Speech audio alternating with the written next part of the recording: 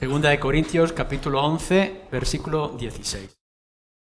Otra vez digo, que nadie me tenga por loco, o de otra manera recibidme como a loco, porque yo también me glorié un poquito. Lo que hablo no lo hablo según el Señor, sino como en locura, con esta confianza de gloriarme.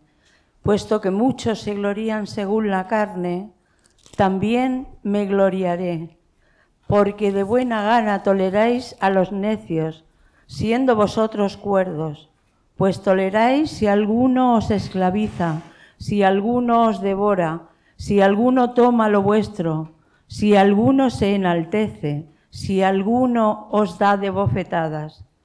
Para vergüenza mía lo digo, para eso fuimos demasiado débiles. Pero en lo que otro tenga osadía, hablo con locura. También yo tengo osadía. ¿Son hebreos? Yo también. ¿Son israelitas? Yo también. ¿Son descendientes de Abraham? También yo. ¿Son ministros de Cristo? Si estuviera loco, hablo. Yo más, en trabajos más abundantes, en azotes sin número, en cárceles, más en peligros de muerte muchas veces.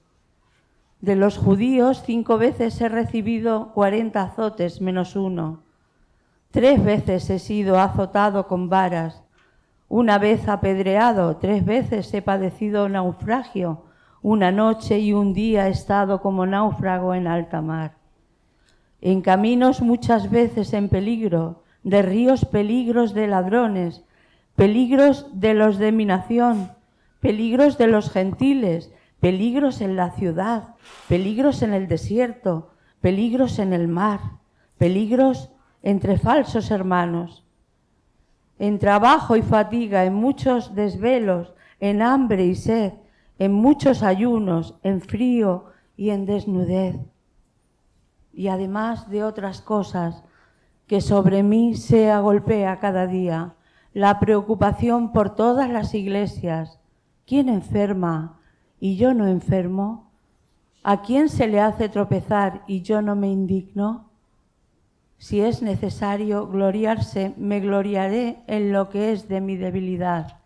El Dios y Padre de nuestro Señor Jesucristo, quien es bendito por los siglos, sabe que no miento. En Damasco, el gobernador de la provincia del rey Aretas guardaba la ciudad de los damascenos para prenderme y fui colgado del muro en un canasto por una ventana y escapé de sus manos. Vamos a considerar en esta mañana esta pregunta que algunos ya habéis visto. Y os voy a retar a cada uno de vosotros, no solamente que lo consideréis de una manera teórica, sino que lo hagáis en vuestras vidas, o que al menos así lo podáis considerar. ¿A qué estás dispuesto o dispuesta por el Evangelio? ¿Hasta dónde crees que puedes y debes de llegar por el Evangelio?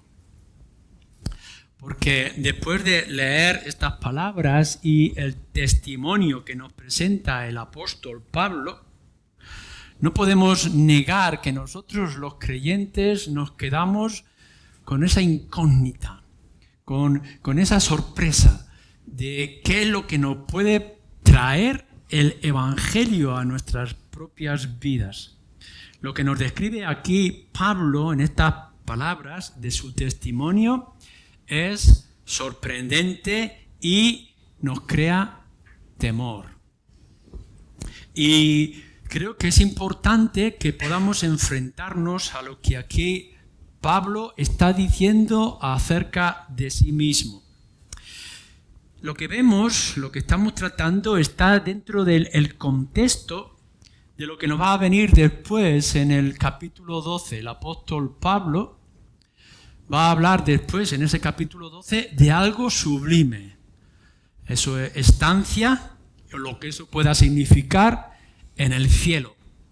Y después de decirnos en esos primeros versículos de esa gran bendición que él tuvo, cómo baja hasta el máximo y se ve con ese aguijón del cual ora y no tiene la respuesta que buscaba.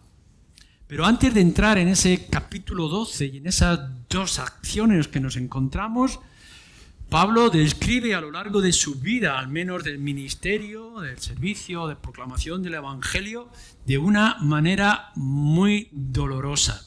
Y eso nos hace pensar a nosotros, ¿estaríamos nosotros, tú y yo, dispuestos a seguir en la misma línea y seríamos capaces de afrontar lo que él tuvo que afrontar? Nos dice en diferentes lugares, y creo que es algo constante en las cartas del apóstol Pablo, que deberíamos de seguir su ejemplo. Pablo no se presenta en sus cartas como simplemente el maestro instructor de enseñanza, sino que se presenta como ejemplo.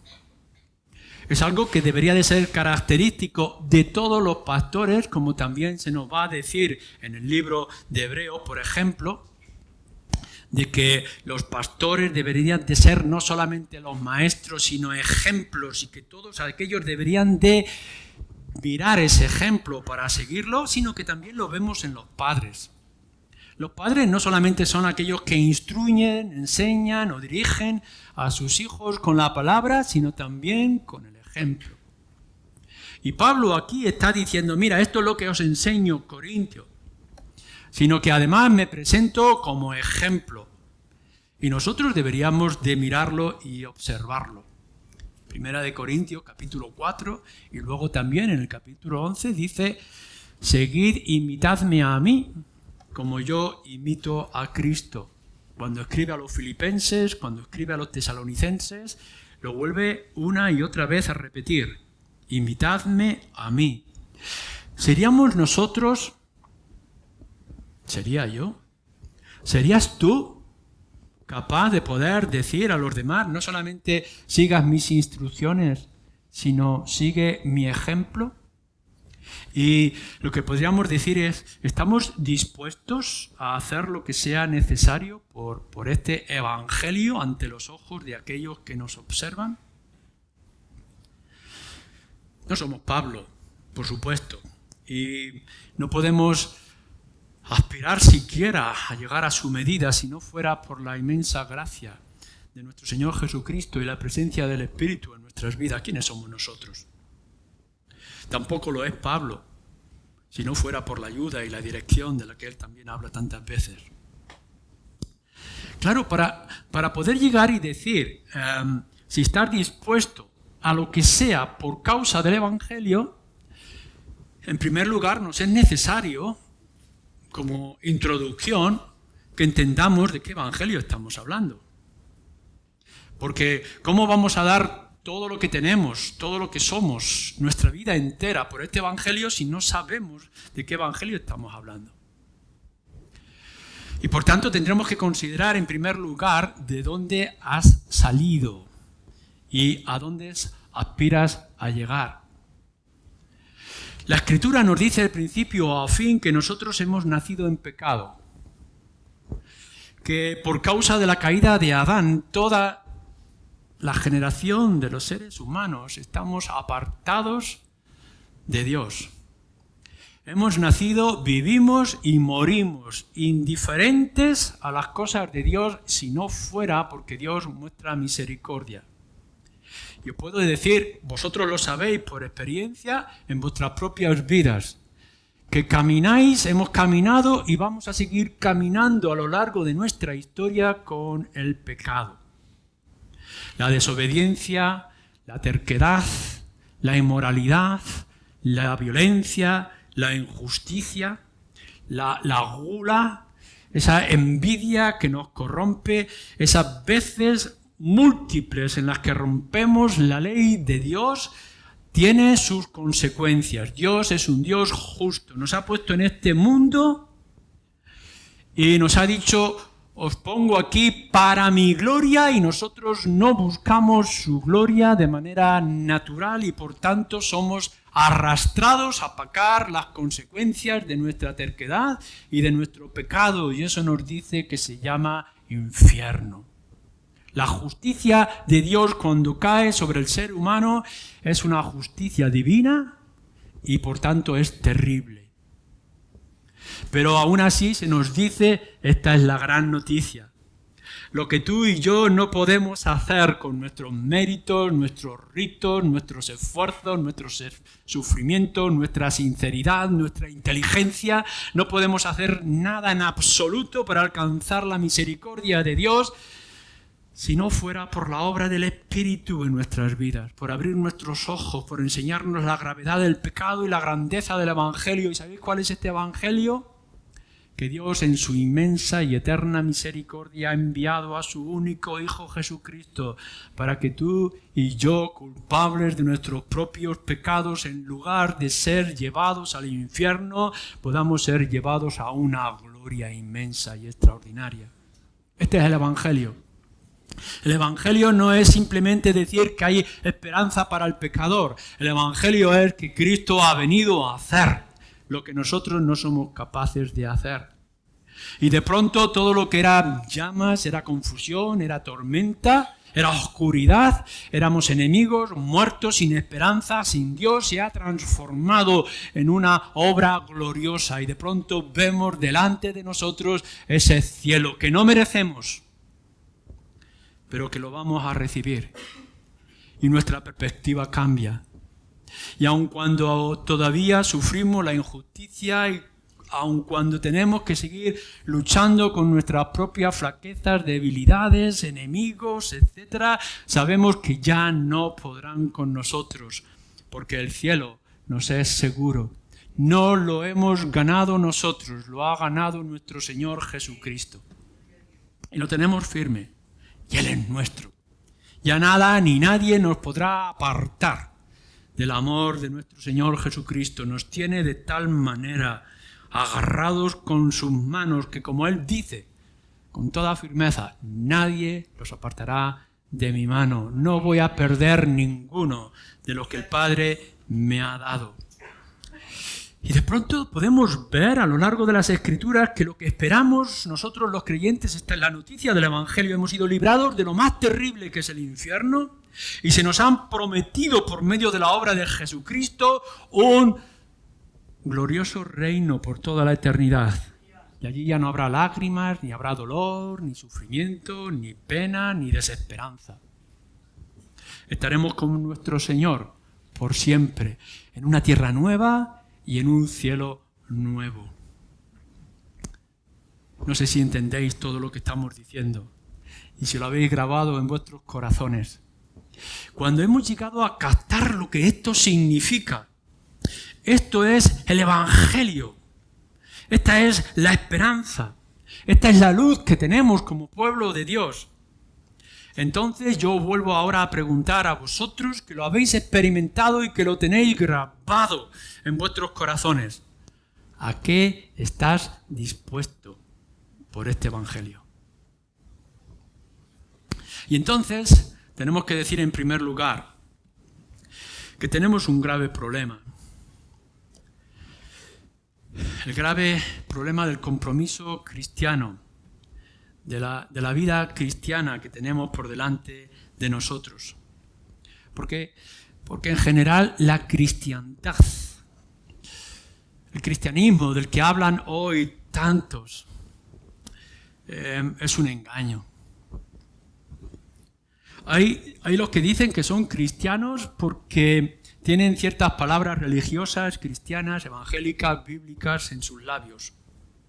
Mandan mensajitos, incluso alguna fotografía de Cristo y su corona por medio de WhatsApp. Nos dicen palabras bonitas, piensan y tienen algunos pensamientos para compartir. En el momento de que hay alguna necesidad dicen algo extraordinario y glorioso y con eso creen que ya uno es cristiano y que tiene seguro el cielo. Y es un gran engaño. Cuando tenemos muchas palabras en nuestros labios, pero no nos apartamos de nuestro pecado. ¿Cuántos hay que quieren seguir con sus vidas y con sus vidas de pecado? Y que se engañan a sí mismos porque tienen palabras bíblicas o evangélicas en sus labios. ¿Cómo puede alguien decir que ama a Dios y que tiene el evangelio si todavía sigue en sus relaciones ilícitas, en su amistad con el mundo, en esos pensamientos inmorales o claramente a espaldas de la ley y de la palabra de Dios? Mirad, ser cristiano y ser cristiano evangélico no significa únicamente que tengas las palabras adecuadas en tus labios o que tengas algunas ocurrencias evangélicas a lo largo de tu vida. ¿Cómo puede ser alguien cristiano cuando está negando las Escrituras? Bueno, quizás no niegan las Escrituras. Lo que hacen es ignorar las Escrituras. Están diciendo que creen en la palabra de Dios, pero no aplican la palabra de Dios. Pueden estar diciendo que son cristianos, pero no están viviendo como cristianos. Y tendremos que preguntarnos, tienes que preguntarte tú.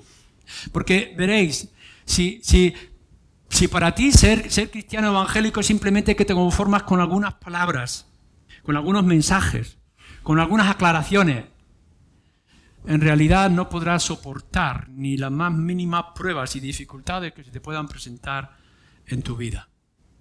No se te puede pedir o no se te puede preguntar a qué estás dispuesto, porque en el momento que venga cualquier viento en contra y cuando vengas algún tipo de tormenta, por pequeña que sea, abandonarás. Porque tu vida es superficial. Porque podrás estar diciendo en esta mañana la palabra de Dios es palabra de Dios, pero en realidad estás ignorando y desobedeciendo la palabra de Dios. Quizá, en segundo lugar, estás pensando en esta hora que tú no eres como esos. Y seguramente puedes que estés diciendo para ti mismo, pero yo no peco.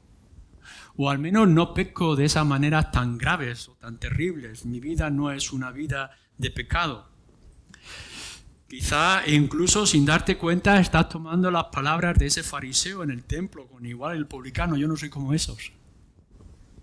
Y ciertamente podrás decirte, bueno, yo no me meto con nadie, yo no voy por ahí siendo infiel a mi esposa o a mi esposo o haciendo cosas terribles en la sociedad que puedan producir vergüenza.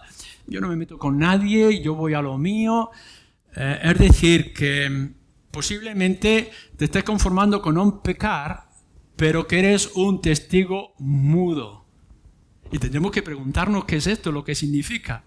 Cuando la Escritura nos dice que los creyentes hemos descubierto la luz y el poder del Evangelio, ¿cómo podemos estar callados? ¿Cómo podemos estar en silencio? Podrás estar diciendo, bueno, yo no soy de lo más terrible de los pecadores, pero soy mudo.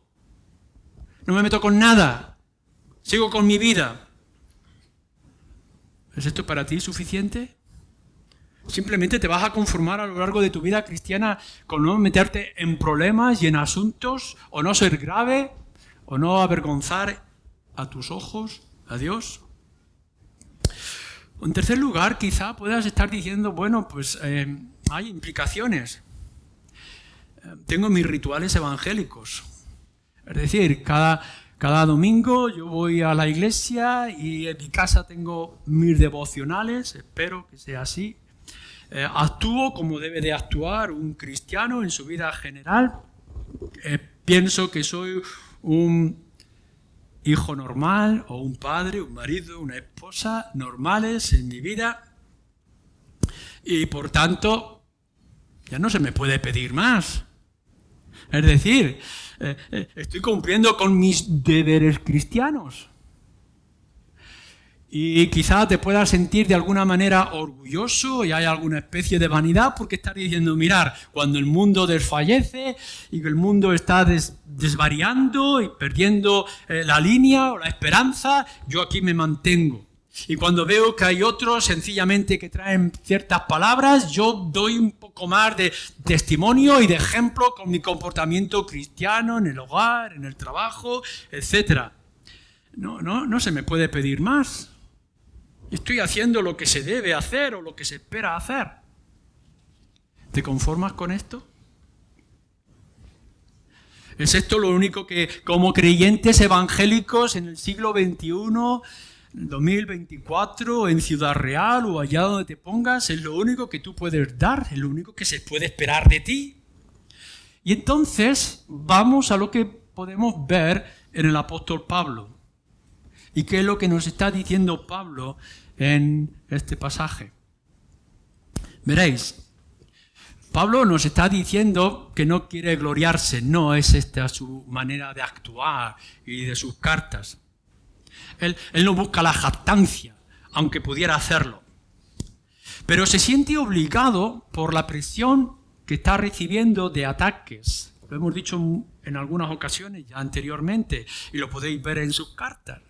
Su persona, su ministerio está tan unido al Evangelio que cuando se ataca al Evangelio se le ataca a él y cuando se le ataca a él se ataca al Evangelio.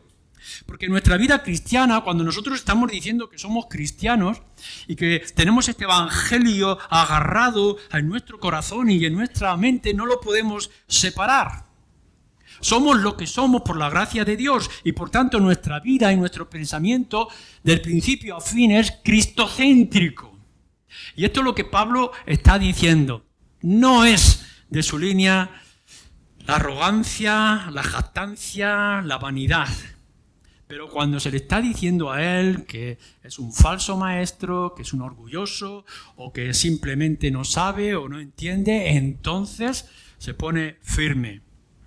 Actúa, como nos dice nuestro texto que tenemos ante nosotros, movido por la preocupación de su ministerio, de su trabajo y por tanto del resultado. Si se le daña a él, si se daña su ministerio y se daña su evangelio, ¿qué les queda a los corintios? Dice él, versículo 19 en adelante. Estoy preocupado por vosotros. Porque dice, creyéndolos sabios, en realidad lo que estáis haciendo es que os abofeten, que se avergüencen o que os avergoncéis de humillaros, os quieren esclavizar. El lenguaje que tiene en el versículo 19, 20, 21, dice como que los esclavizan, se aprovechan, se ponen por encima de ellos, se creen superiores a ellos, los abofetean, los humillan y se callan. Y lo dejan. Y Pablo entonces está diciendo, esto no puede quedar así. Quizá lo podamos aplicar para nosotros en nuestras propias vidas y lo podamos aplicar en nuestras iglesias, pero podemos ver en la sociedad. El Evangelio está siendo constantemente humillado por lo que llaman ciencia, filosofías, modernidades, etcétera. Y lo único que podemos estar diciendo es vamos a cobijarnos bajo nuestra sábana, vamos a escondernos en nuestras capillas y vamos a dejar que humillen el Evangelio y que nos destrocen en nuestra relación con el Señor. Nos abofetean y ¿qué? Tenemos que callar. Y Pablo dice, no, esto no puede ser así. Por tanto, si hay que mostrar algo, si hay que decir algo, Pablo tiene que salir hacia adelante. Por eso su posición y su actitud y la predisposición a lo que sea necesario por causa de este evangelio glorioso que hemos recibido y que decimos guardar en nuestro corazón. Fijaros lo que nos va a decir a partir del versículo 22 en adelante acerca de sí mismo. Lo primero que hace es hablar de su origen.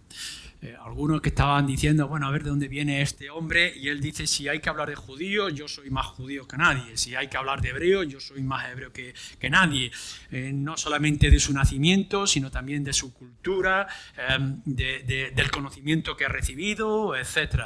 Él viene del mundo judío, de donde estaban las promesas de la esperanza del Salvador, que es nuestro Señor Jesucristo, y él lo guarda, dice, no he negado, no he renegado de nada de lo que hemos recibido de mis padres. No es nada nuevo, no es nada inventado. Si hay que ser judío, si hay que ser hebreo, si hay que ser descendiente de Abraham, yo más. Y nos dice en el versículo 23, de su servicio, de su llamamiento, de la evidencia de cómo es siervo del Señor Jesucristo. ¿Estamos nosotros orgullosos de dónde venimos? Claro, supongo que no hay ninguno de nosotros que pueda decir que sea judío. Pero hemos nacido en la cultura y en el conocimiento del Evangelio una gran parte de los que estamos aquí. ¿Cómo es tu vida? ¿Cómo es tu actitud? ¿Cómo es tu gozo? ¿Cómo es tu alegría? ¿Te avergüenzas de decirle al mundo que eres hijo de evangélicos, que eres hijo de creyentes, que eres creyente, que vas a la iglesia, que tu mayor placer es un domingo por la mañana venir a un culto al Señor? Nos levantamos cada día queriendo decirle al mundo de dónde venimos y qué es lo que tenemos, a quién amamos, a quién servimos, a quién nos debemos. Esto es lo que hace Pablo. Y no solamente eso, sino por causa de quien soy. Además dice, soy siervo del Señor Jesucristo y por tanto, fijaros también como nos lo dice, dispuesto a cualquiera de los sufrimientos físicos. Hoy en día, en muchos ambientes, desgraciadamente llamados evangélicos, piensan que ser cristiano evangélico es apartarse del sufrimiento y que todas las cosas nos van bien. Si crees, no tendrás ningún tipo de problemas ni de cargas. En esta posición, si esto fuera así, que sería de nuestro apóstol Pablo, que tuvo que llevar todo tipo de sufrimientos físicos, como nos dice, en todas las áreas, en todas las persecuciones. Y de los peligros. Pensamos que por ser evangélicos nos va a ir las cosas bien y que siempre vamos a estar en buena posición, en buena situación. Y Pablo nos dice en el versículo 26 de todos los peligros que a lo largo de su vida y su ministerio tuvo que afrontar.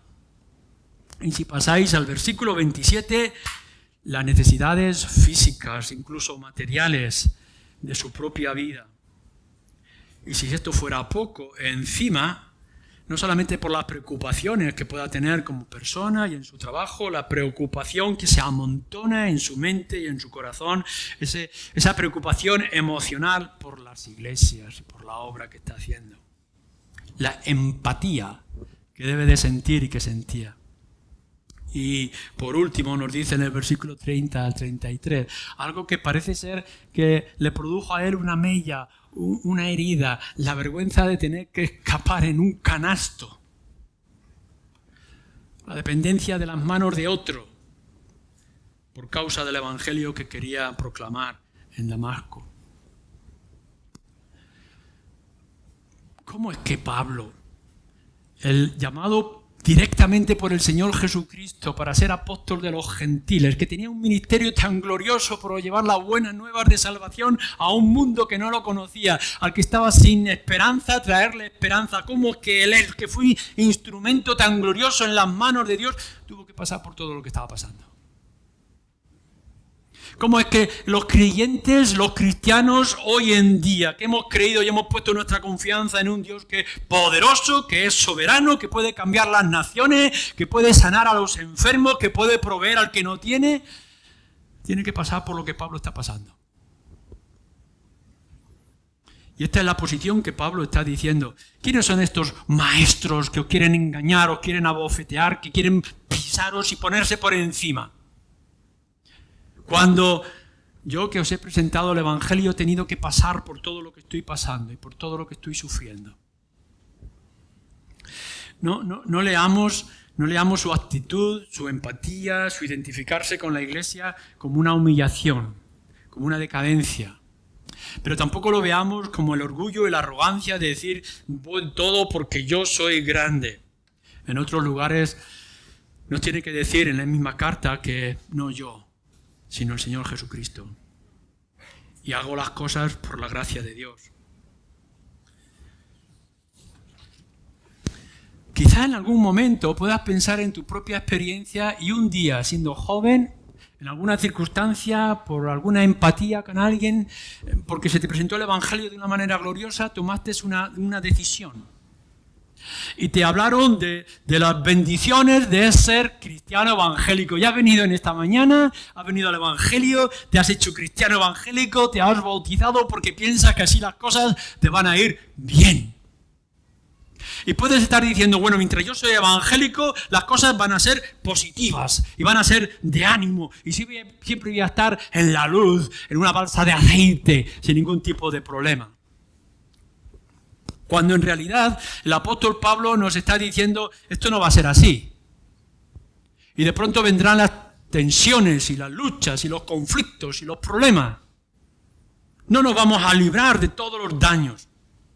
Ahora, lo que tendríamos que hacer es, ¿a qué estamos dispuestos? Claro, si tú no valoras el evangelio, si tú lo que valoras es tu salud, tu familia, tu casa, tu trabajo, tu bienestar, en el momento en que lo veas en peligro, vas a dejar el evangelio. Porque quieres proteger lo que es tuyo, lo que más valoras. Y como aquello que más valoras son cosas de hoy, de aquí, materiales, tendrás que dejar el evangelio a un lado. Pero si realmente has entendido lo que significa que un pecador como tú se le haya regalado por pura gracia el evangelio en el Señor Jesucristo y se le hayan abierto las puertas del cielo para morar en él durante toda la eternidad, entonces podremos llegar a decir, estamos dispuestos a pasar lo mismo que pasó Pablo por causa del evangelio. ¿Qué nos va a importar lo que puedan decir, lo que puedan hacerlo, lo que pueda implicar en nuestra vida y nuestro compromiso, si nuestros ojos están puestos en esa ciudad celestial que nos han prometido? ¿Qué es lo que esto implica? Dejadme que os diga varias implicaciones de todo lo que nos está diciendo aquí el apóstol Pablo con su ejemplo y su actitud en respuesta a los falsos maestros que quieren dañar el evangelio que ha traído a los corintios y nos ha traído a nosotros. En primer lugar, la vida para la gran mayoría de nosotros no es fácil. Si bien el Evangelio y nuestro Señor Jesucristo, la obra del Espíritu, puede proveer sanación y puede proveer de todo lo que sea necesario, puede sanarnos. Y conocemos de sanaciones que se han producido en medio de nosotros. Y cómo Dios obra de manera milagrosa, sin poder llegar a entender cómo ha ocurrido. Dejadme que os diga algo. Dios no promete nada. Puede ocurrir, gloria sea al Señor que puede ocurrir, pero Dios no promete nada. No está diciendo que en el momento que hayas creído en el Señor Jesucristo ya no tendrás ninguna dificultad o necesidad o dolor. No es cierto, no lo dice la Escritura, no lo enseña, Pablo no lo está diciendo. Por tanto, si piensas que por ser cristiano, venir a esta iglesia, escuchar el Evangelio, leer tu Biblia, o tener palabras o lenguaje, etcétera, te va a librar de las aflicciones de este mundo, no es verdad. Y lo vas a seguir teniendo, y vas a tener que seguir luchando.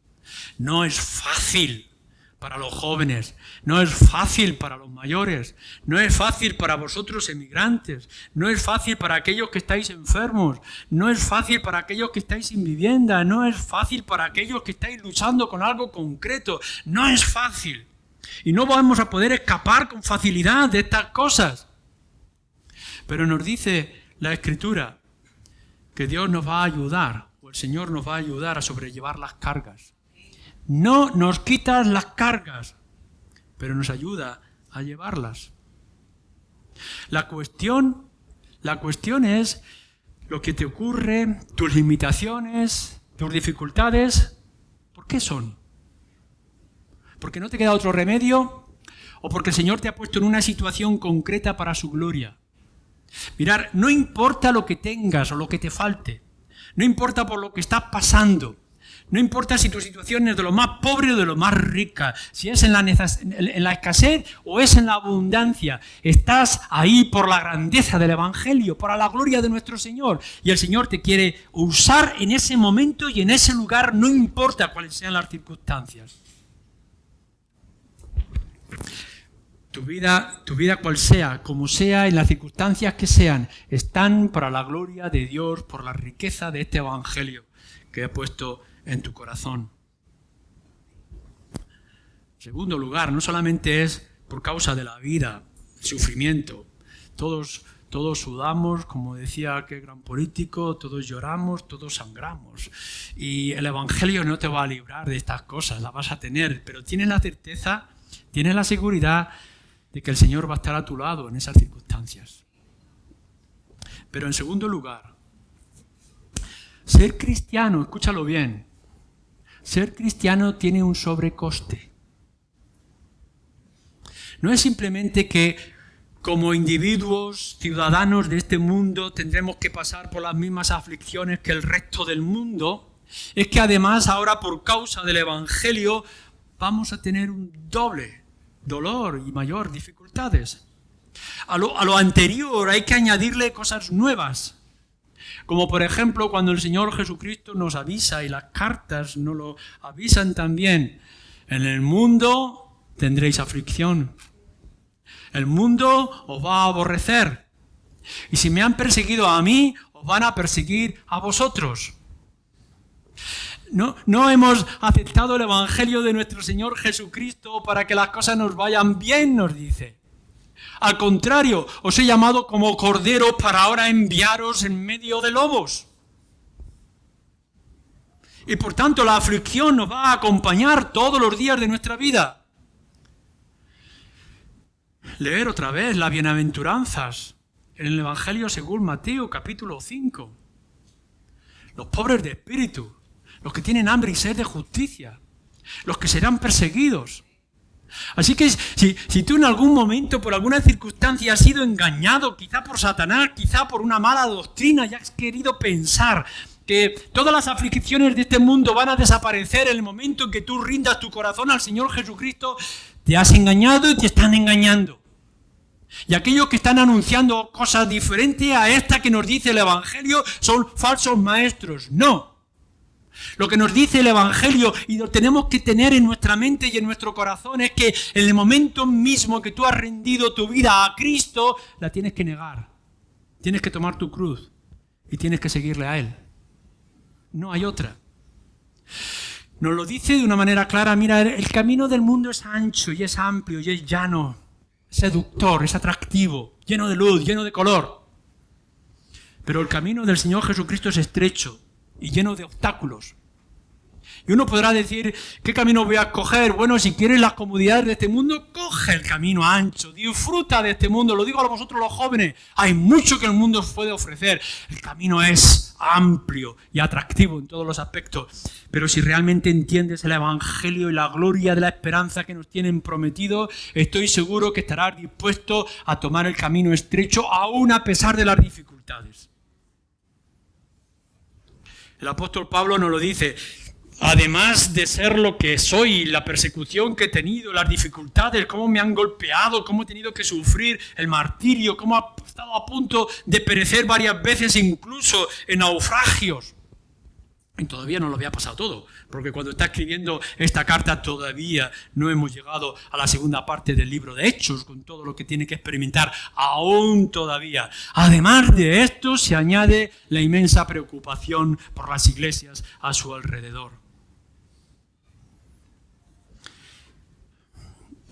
Lo que nos dice el Evangelio para ti, creyente, evangélico, cristiano de hoy, lo que te dice es que el camino que estás tomando no es un camino fácil.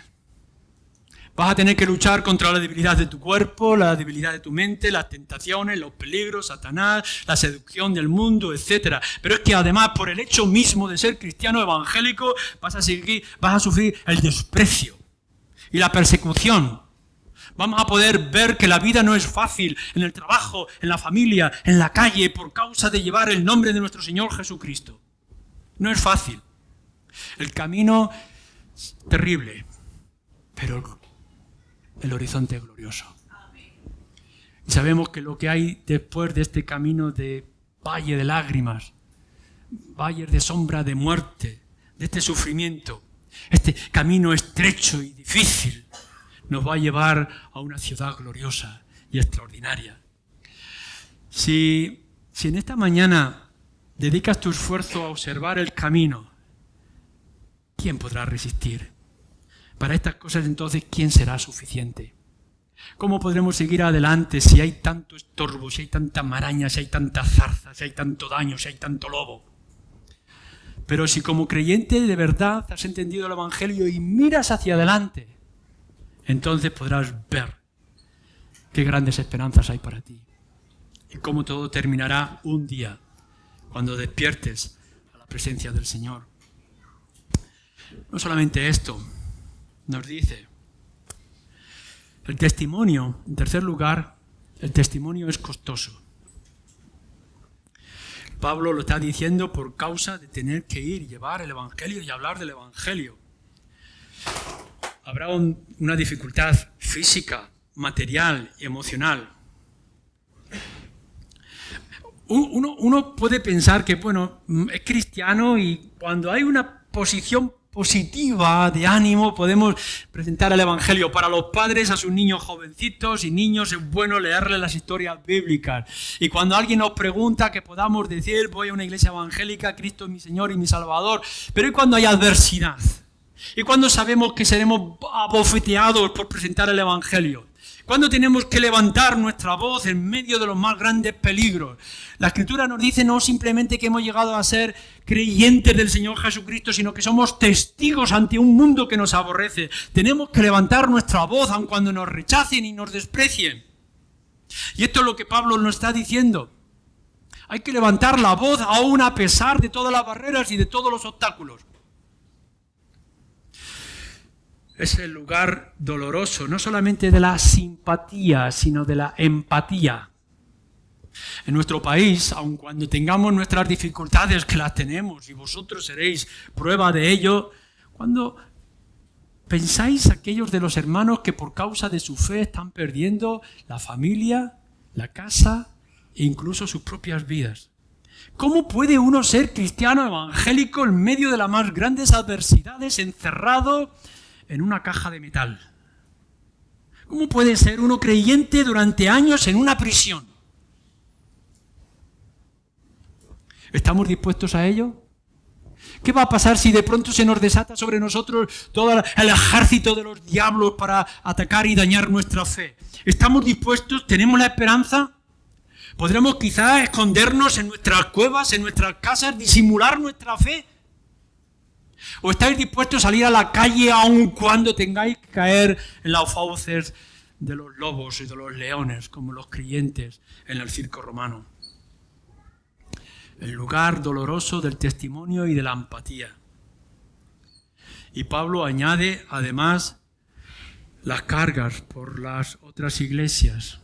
En cuarto lugar, la obra global del Evangelio. Porque estamos aquí y vivimos nuestra vida y tenemos nuestros problemas, oramos por nuestros enfermos, por aquellos que están pasando por presiones difíciles y tensiones complicadas. Pero ¿y cuándo estamos hablando de otras iglesias y de otros dolores? ¿Acaso no sufrimos cuando un pastor, alguien conocido, cae en pecado y daña toda la obra? ¿Acaso no nos duele cuando una iglesia es dañada y es dividida? ¿No nos duelen las situaciones morales o inmorales que hay a nuestro alrededor? No somos solamente una iglesia local, somos una iglesia global. Y cuando podemos escuchar de otros hermanos, la carga viene sobre nosotros y nos duele. No solamente nos duele lo que sufrimos en nuestra propia sangre, en nuestra propia carne, sino cuando estamos escuchando, cuando empatizamos con otros hermanos en otros lugares, cuando escuchamos el dolor en otros sitios. ¿Cómo es posible que ser creyente sea tan doloroso y sea tan costoso? Cuando entonces pensamos en la grandeza del Evangelio y cómo se extiende, y que la sangre de los mártires es la semilla de la iglesia, y decimos gloria sea al Señor, porque cada vez que un creyente cae por causa de su testimonio, 10 se levantan que han recibido la fe para la salvación. ¿No es esto extraordinario? ¿Estamos nosotros dispuestos? Mirad que decimos gloria sea al Señor por la semilla que han sido sembradas en otros lugares, pero ¿estás tú dispuesto a ser semilla que muere para que se levanten plantas gloriosas?